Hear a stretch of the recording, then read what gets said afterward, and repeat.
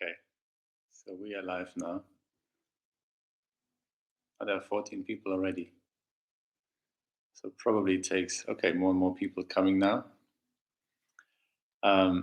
We probably just see if the people are arriving now.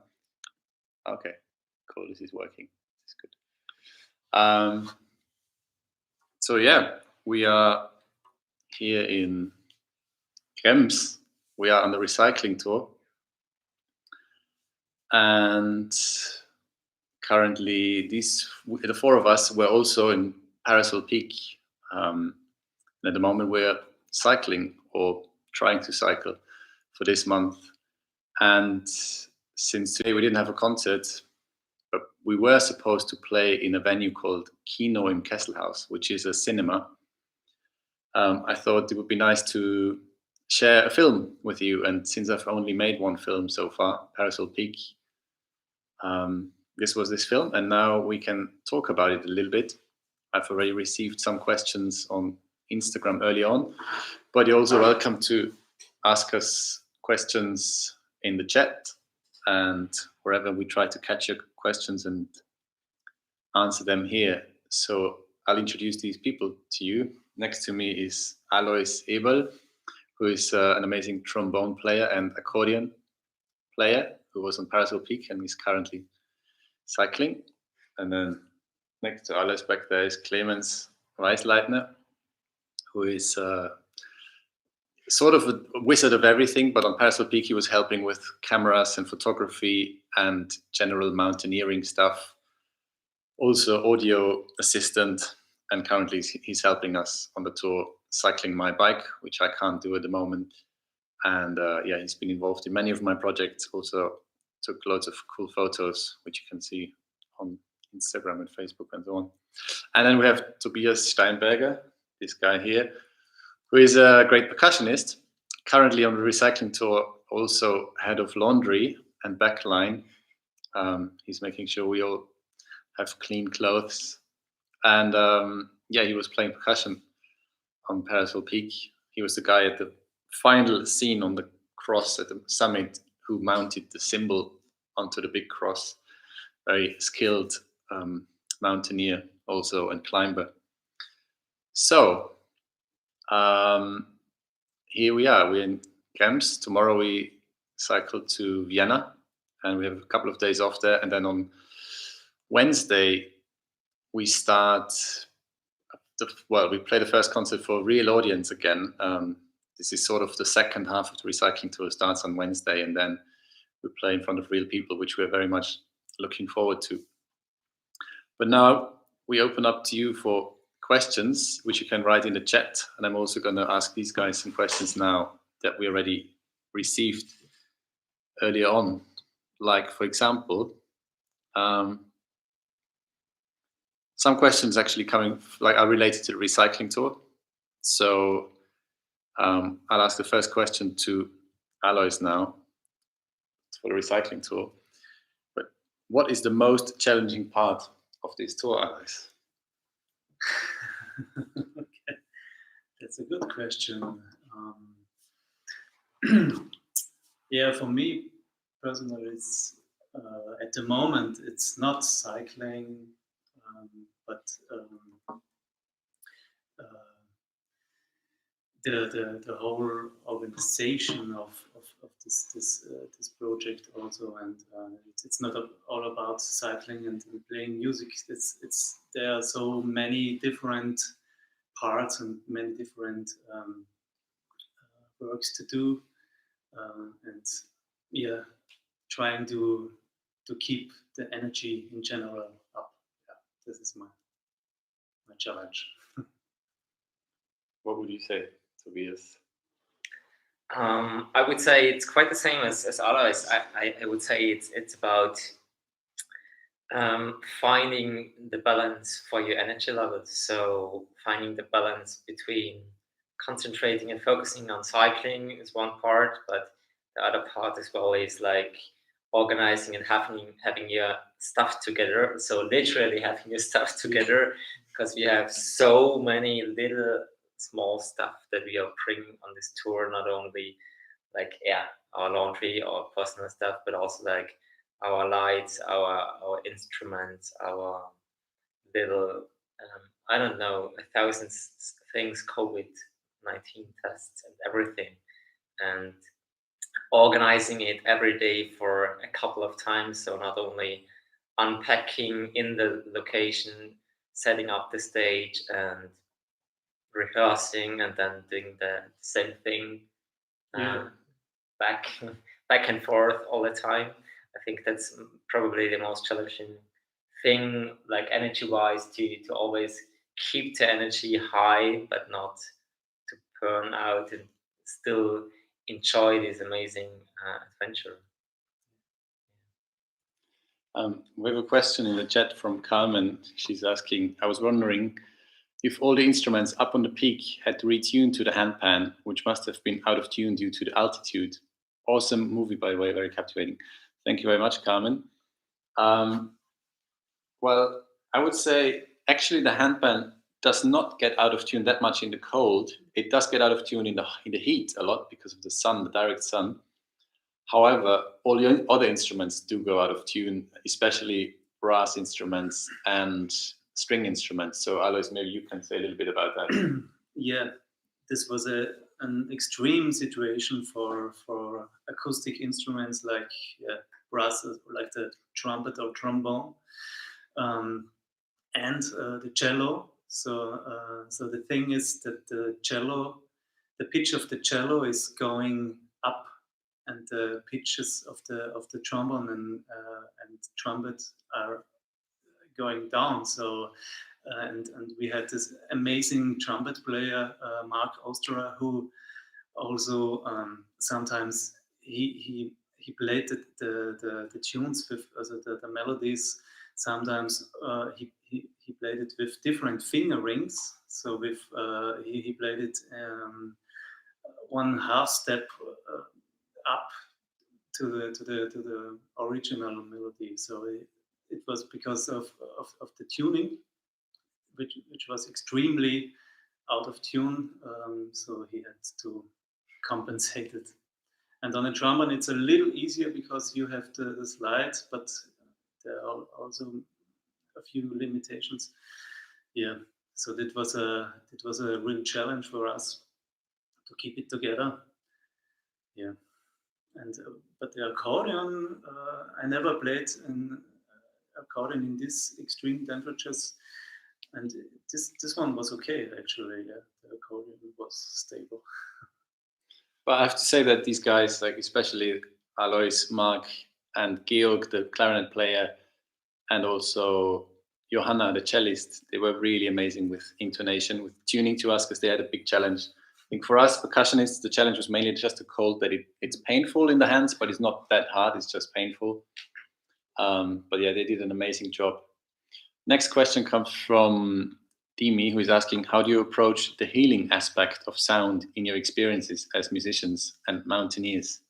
Zoe, would you like to say something about that? Yeah, sure. I mean, I think just experiencing these tunes in these locations that you saw in the film was the most healing part on itself. So, for instance, every scene of the film, I remember so strongly about. So it was like the scene on the lake. It was like in the middle of the night, and everybody was quite exhausted on this day already, and it was super tough to just hike all the day and then just be on the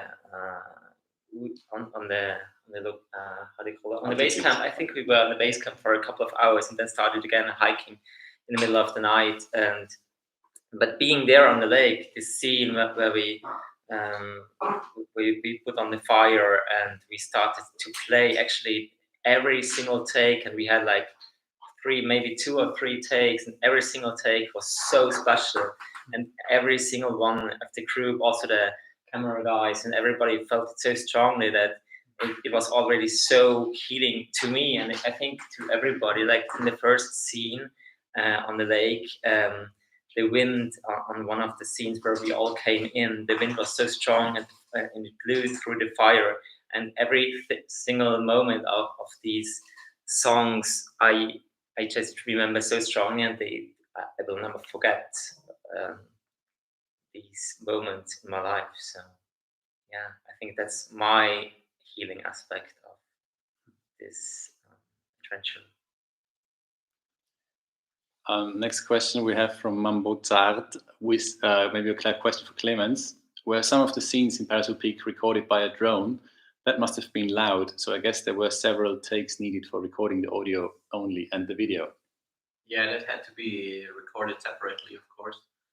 And one aspect you maybe not think about is that doing these drone shots means you only want to have the musicians in the drone shot, and hiding in this on this mountain and being exposed on this mountain is also very challenging. So there are many things you have to consider actually.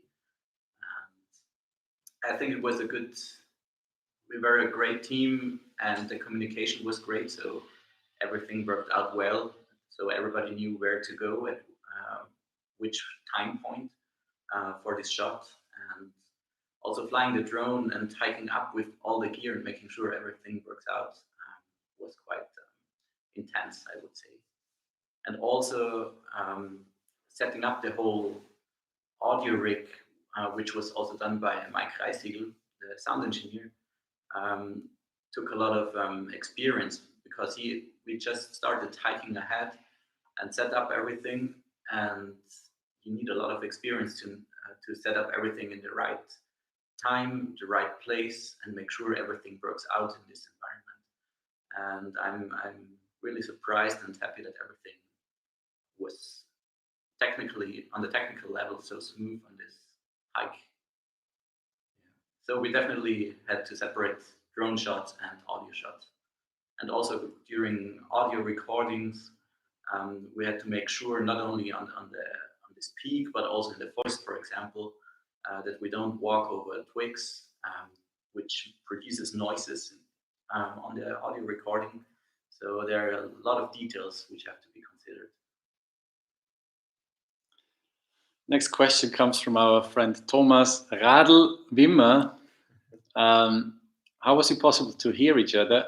At some spots you were quite far apart. So this is something which I guess also relates to the next question, which is, have you chosen natural sounds by the spot spontaneously? I did a lot of location scouting for Parasol Peak, and I visited all the spots in advance, and I kind of knew the challenges of each spots, and we chose spots that are quite different in terms of character. The first one is in the woods, second one is on a green plateau kind of thing, the third one is in a vertical wall, fourth one on a ridge, fifth one by a lake, sixth one on a glacier, seventh on the peak, and so on. So they're all different in character, and I knew the different challenges, and I tried to compose the music accordingly to those locations. So especially at the locations where we were really far apart, there was no precise rhythm or anything. Those pieces are quite ambient and droney, and we used visual cues to communicate with each other. So Alois, for example, on the ridge was, I think, like at least 50 meters away from me, maybe 100, I don't know. And we could not hear each other, we could not communicate, but we had some visual sign language, how he sort of knew what's happening roughly, more or less.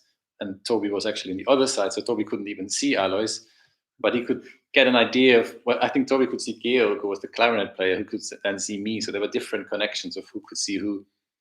But I tried to incorporate those challenges in the music, and I think for that reason also the different locations have a different character in a way. And the natural sounds, which is the next question, are sort of, some of them are planned, obviously like trees and water, those things we could plan, but we could not foresee how strong the winds would be. And even if there was wind, we couldn't quite plan how loud it would be on the recording. So that was part of the concept: embrace nature, embrace the sound, and see how it sounds in the end. Next question from Melanie is, having done the amazing Parasol Peak and now the great recycling project, what could be your next extreme musical challenge worth heading towards? Well, we are not even at halfway point of recycling tour yet, so it feels pretty extreme, this challenge. I think tomorrow when we reach Vienna, we get to, which kind of is the halfway point. But for now, we really focus on it. It's super intense because we're not only cycling a lot. Of these guys are cycling so much, but we're playing concerts as well. We're releasing a daily video blog, which needs a lot of sort of time in filming. So it's really intense, but we're trying to just live in the moment, embrace that challenge, and then after that, we'll see what's next. I'm sure we will learn from the recycling tour, maybe use certain elements from it, if it's cycling to gigs, or if it's getting lunchboxes provided by fans, audience, and friends, or if it using solar panels for mobile energy. There's all sorts of elements that we could use in future touring, but we try to now sort of get through this challenge, and then we'll see where we take it from there. Would you like to add something about this for your own plans?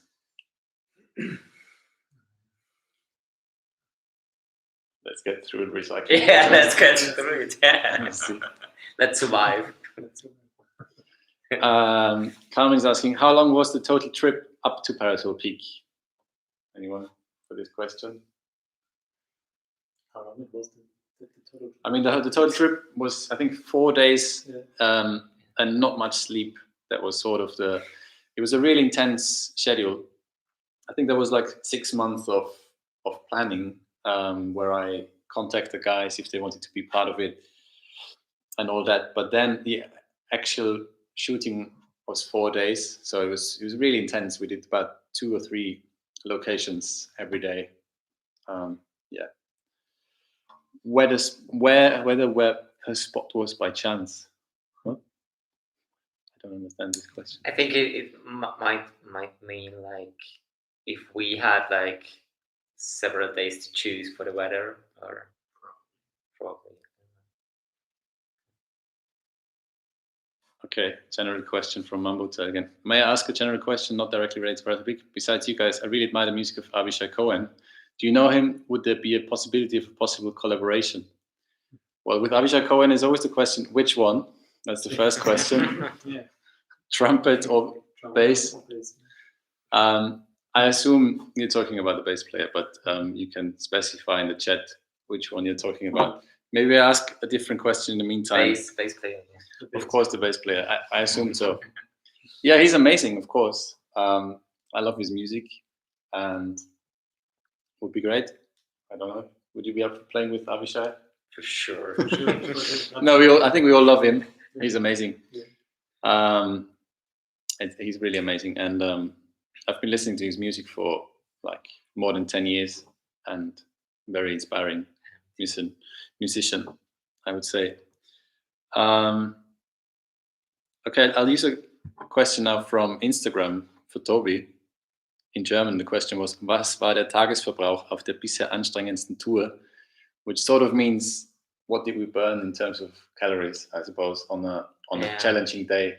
So just to specify, the last few days, these guys cycled around 100 kilometers a day. The longest one was 112 kilometers. And yesterday they cycled 102 kilometers, but through rain, like non-stop rain.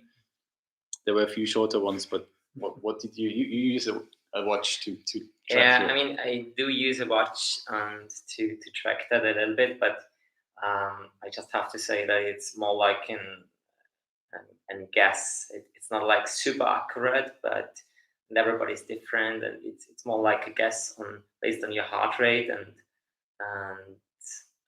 the duration of your physical activity.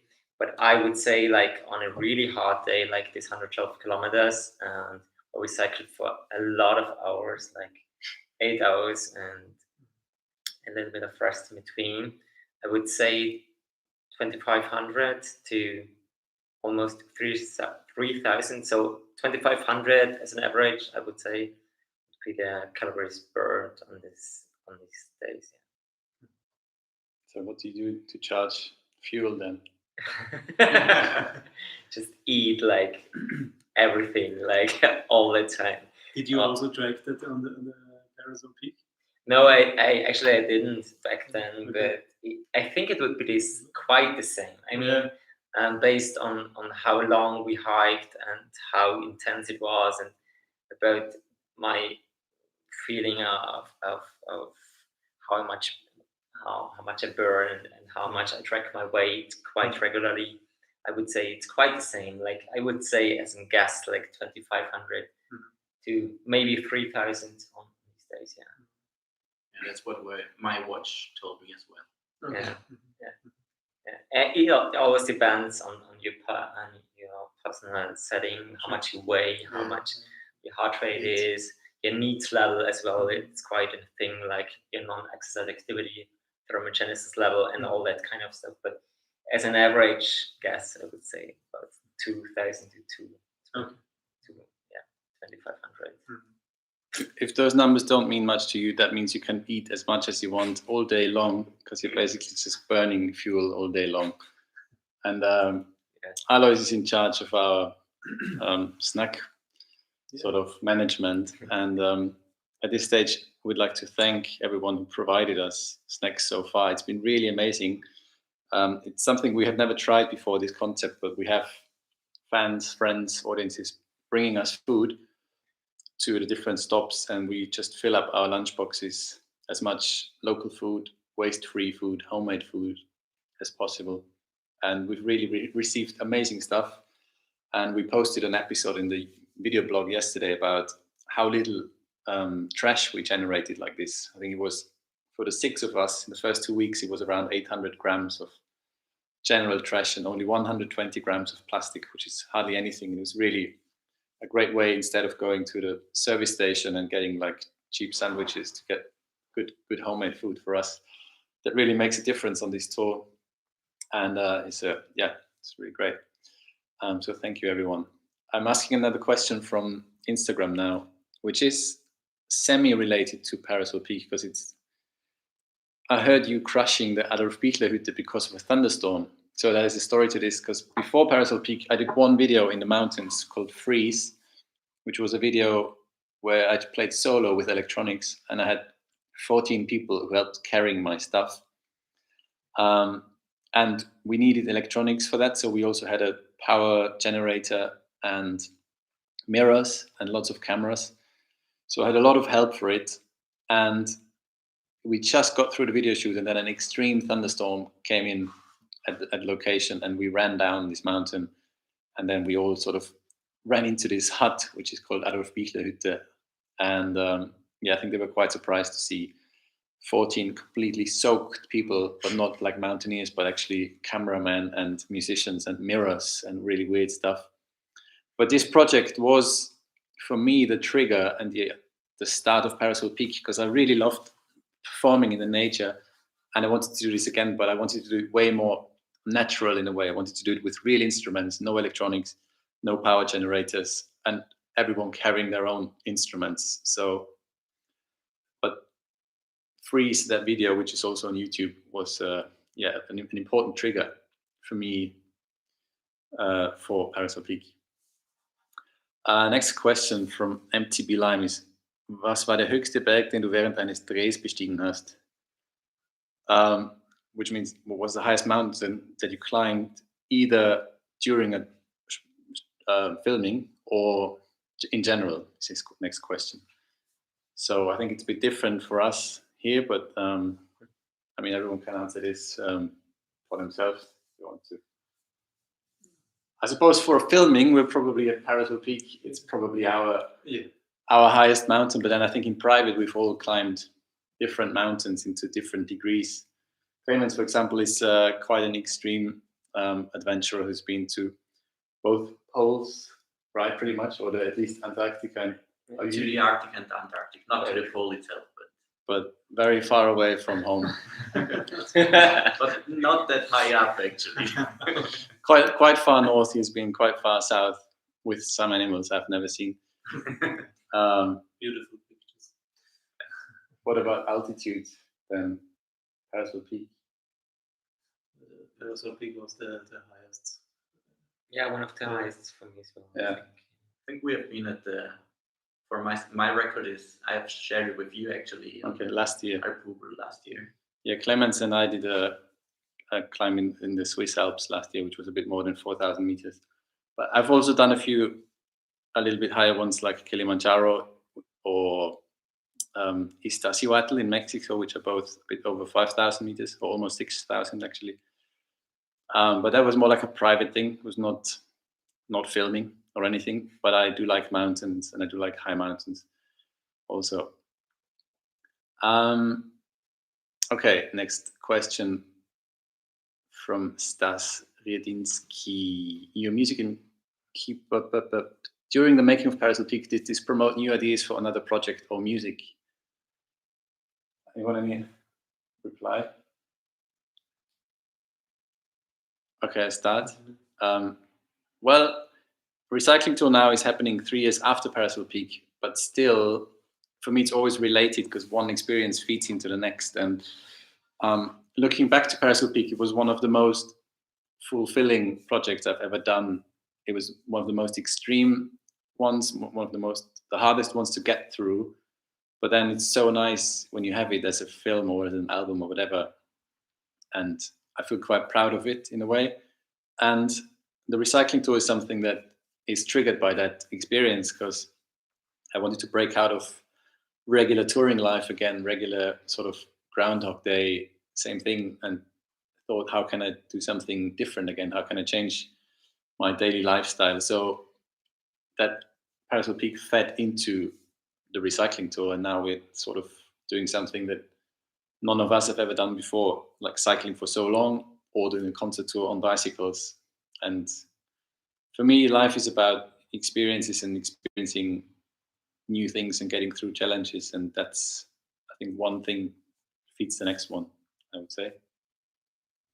Any thoughts? Anyone? Next question. Where did you actually stay overnight? Hopefully some hotels are welcoming you during the lockdown. This is probably a question relating to the Recycling Tour, I suppose, because there was no COVID when we did Parasol Peak. Yeah, we're actually quite, right now we're in an apartment hotel. It's sort of, sometimes it's small hotels, sometimes it's self-served apartments like now.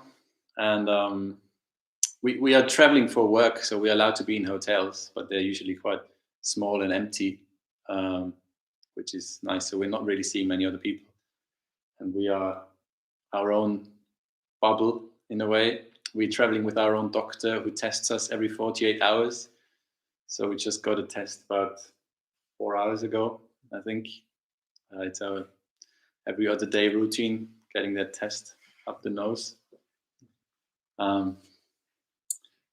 We missed one question earlier from Anna Maria. She asked, which mountain was it? It's called Parasol Peak. But I don't think you'll probably find it on a map, but I'm afraid that's what it's called. How do you think will the Recycling Tour influence you in terms of future tours? Probably appreciate a tour bus again. For sure. I think it's also like this, Manu said that before, I think it's also like about awareness and also like understanding how much, like, for instance, waste you produce and how much energy it takes, like literally energy and energy. Sorry, he's cycling too much. Too much cycling. So, and how much energy it takes to get from point A to point P, whether it be like fuel for your tour bus or, yeah, well, like burning calories on your own on your bike. So you get a totally different understanding for distances. For instance, usually like getting from, for instance, this one bike tour we did, like this 112 kilometers we did. It took us, I think, in total more than 10 hours, and usually on a tour bus it would be just a few hours. Like you wouldn't even recognize it. So you get a complete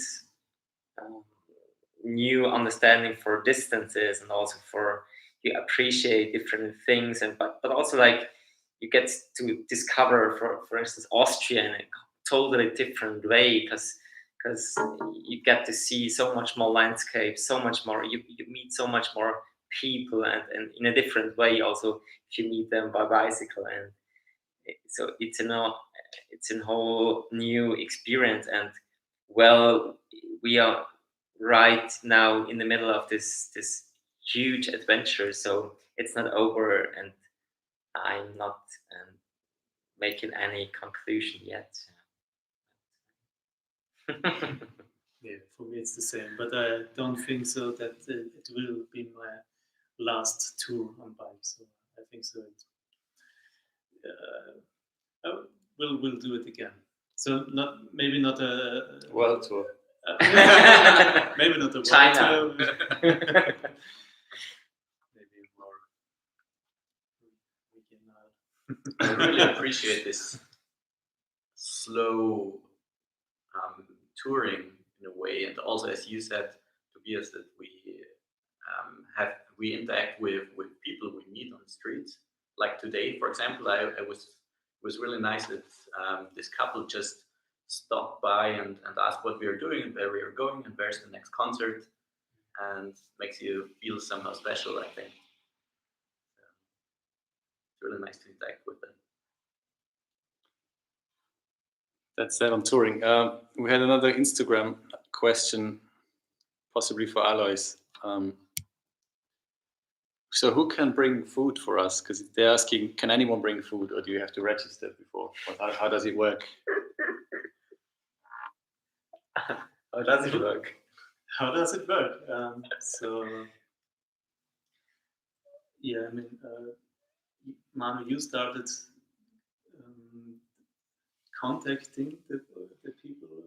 Yeah, I mean, originally I put it on social media, and then lots of people emailed us first, and then I sort of replied, and we did it on a first come first serve basis. And then once they told us they provide food at a certain place, then I connect them with Alois, and then he takes over.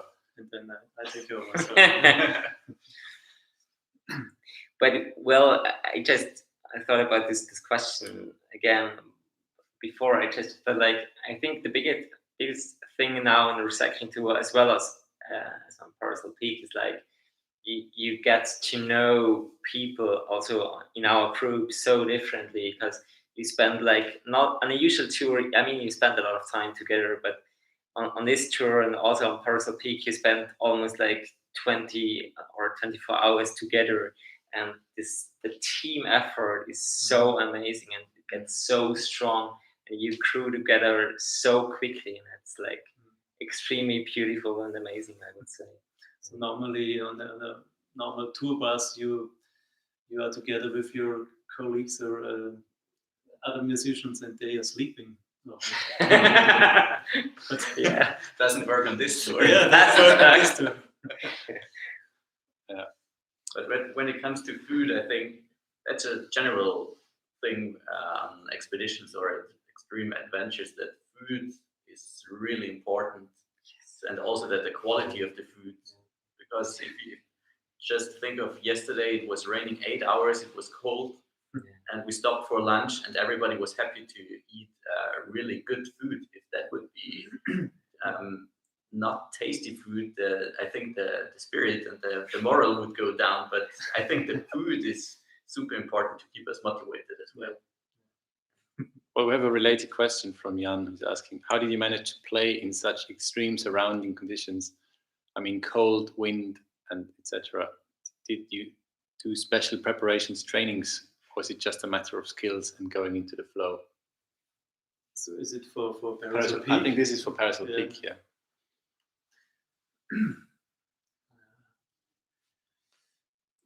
It doesn't take special training, I think. So as a brass player, I sometimes got to play in cold places in winter time, for example. I don't know, earlier time I played with a small brass ensemble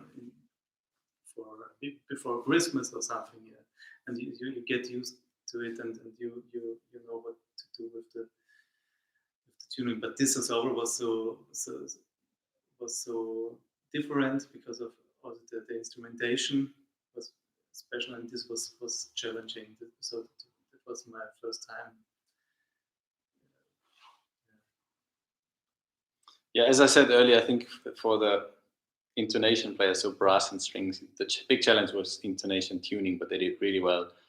And for us hitters, it was just painful. I think Chris, the other drummer, described it as if you imagine putting your hand into the freezer for 10 minutes, then you put it out and then you hit the table for like 10 minutes. That's about how it feels, what we do in percussion.